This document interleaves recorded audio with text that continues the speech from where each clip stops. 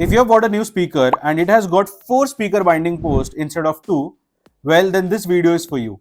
Because this fanciness is nothing but bi-wiring. Now bi-wiring is a concept which is believed by some of the hi-fi speaker manufacturers, not all.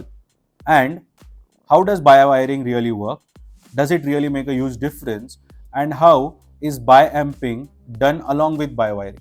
Now these are some common questions that you will have in your mind, especially when you see something like this in your speaker back panel. So let's discover together more about this.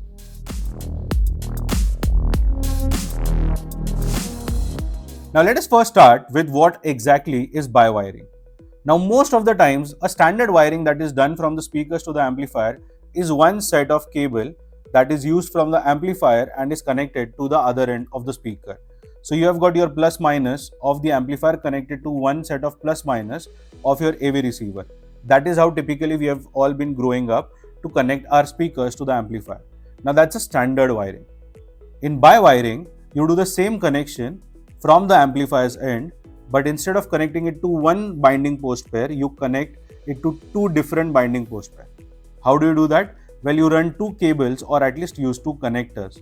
So one connector pair of plus minus goes to the low frequency drivers and the other pair gets connected to the high frequency driver. Now let us understand that why do people use bi-wiring and why do manufacturers even give us this option?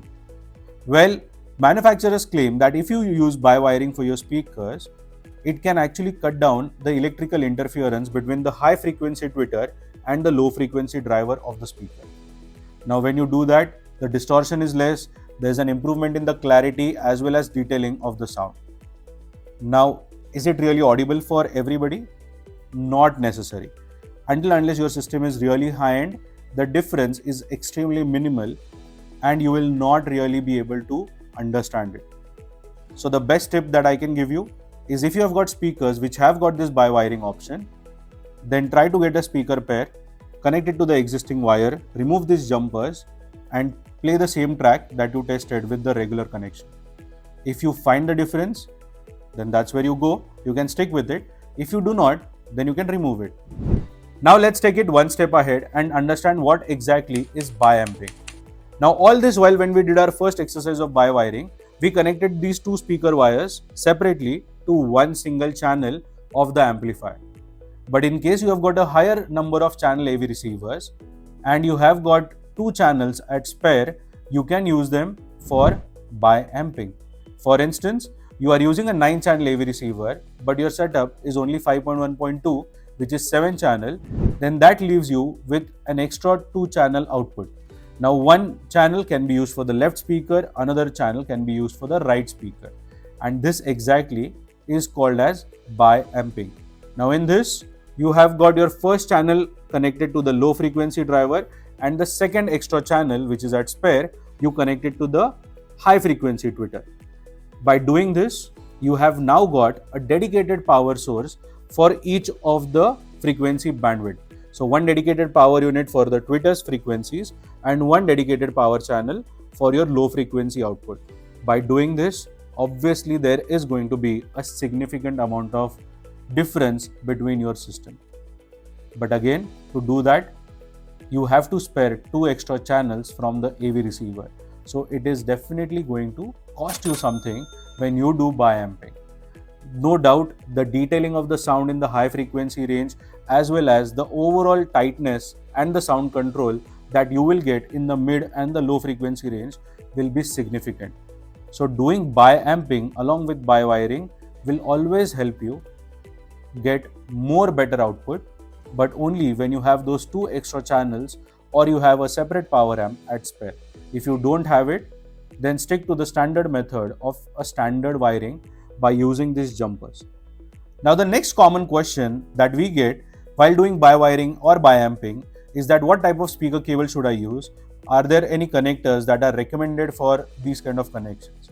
Well, go for bi-wiring and bi-amping only if you want to also spend on the connectors and cables, because a 16 gauge will not be enough. You need 14 gauge typically for these kind of high-end speakers, and if the distance between the amplifier to the speaker is also long enough, then you again need a more and more thicker cable. So make sure to use either a 12 or a 14 gauge cable.